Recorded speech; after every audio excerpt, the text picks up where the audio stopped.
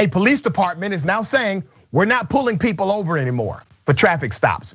Kind of. Let me give you some background. Minneapolis Police, they're going to end traffic stops for lesser violations. The police in Minneapolis would no longer be able to pull over cars for low-level violations like expired license plates and air fresheners hanging from rearview mirrors.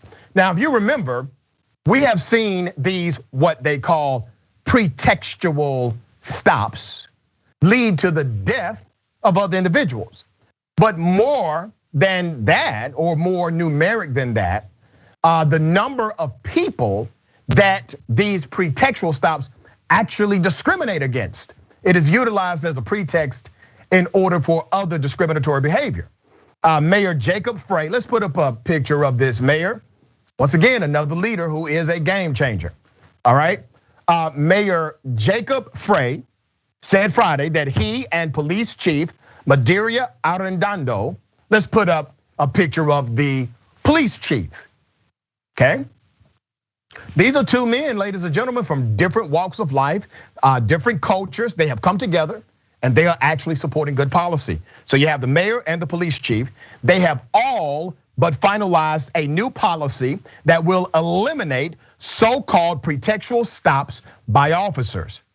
We will soon end stops solely for offenses like expired tabs or items dangling from the mirror. Expired tags is what that should be, according to the mayor, all right?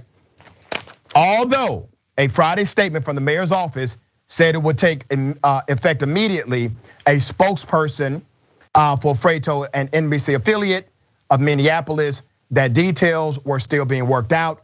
The policy was held by justice reform advocates after a series of high-profile shootings in Minnesota that highlighted the often slippery slope from low-level violation to violent confrontation.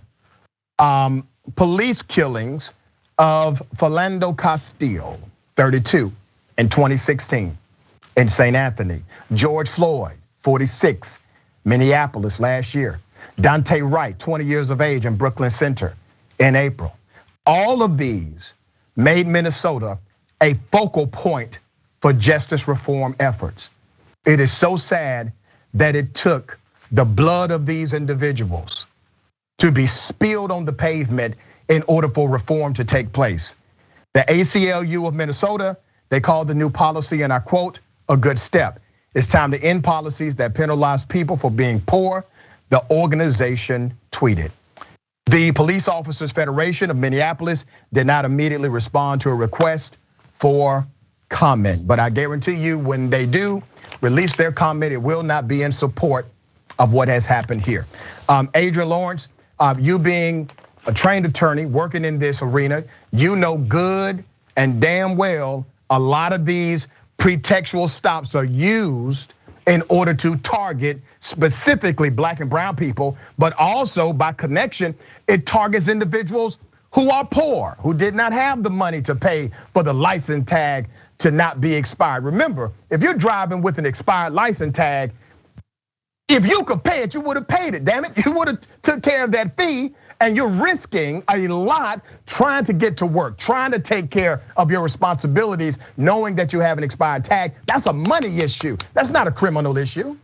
Absolutely, it's a matter of economics oftentimes, and yet people can find themselves thrust into the system or even thrust into the grave because of their encounter with police. And what we have to bear in mind as well is that the justice system has really upheld this. In 1996, the US Supreme Court ruled in Wren versus United States that pretextual stops, traffic stops, are completely lawful. So as long as the police have an objective violation that they have found. So if they say, like in Philando Castile situation, that it's a broken taillight or that it's expired tags, and they just have a hunch and want to investigate further, it's perfectly fine as long as they have that objective violation. And so now that we have states essentially stepping in and saying, no, we are going to ban this. You cannot do this anymore. It's going to be huge, particularly when it comes to racial profiling in pretextual stops, as we do know by research that Black and brown people are subject to them far more. And so just because the US Supreme Court has said it's okay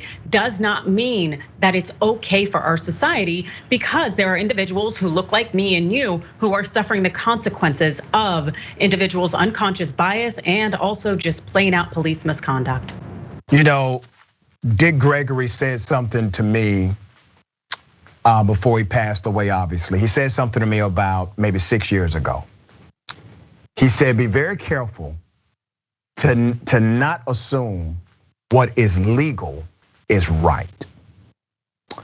And we have a tendency in our American culture to believe what is legal is right and what's illegal is wrong.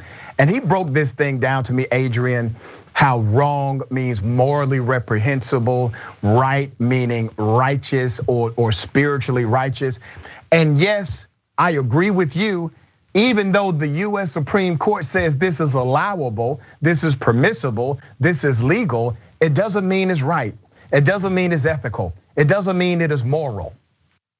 Nope, you're absolutely right about that. You know, the fact is, in what there are states where you can marry someone at the age of 14, but really just because it is lawful, which is essentially rules put in place by those who stand to benefit from those rules, it doesn't necessarily mean it's right. And we also see this very much in what drugs are legalized, like alcohol. We have study after study showing how that toxin is essentially gonna be the death of you and me by way of drunk driving and violence, yet at the same time it's legal, and in a number of states and still at the federal level, cannabis is illegal, despite the fact that we don't have evidence of it being as harmful and detrimental to society. The reality is we need people to think more and also to run for office so we can change these ignorant, backwards laws.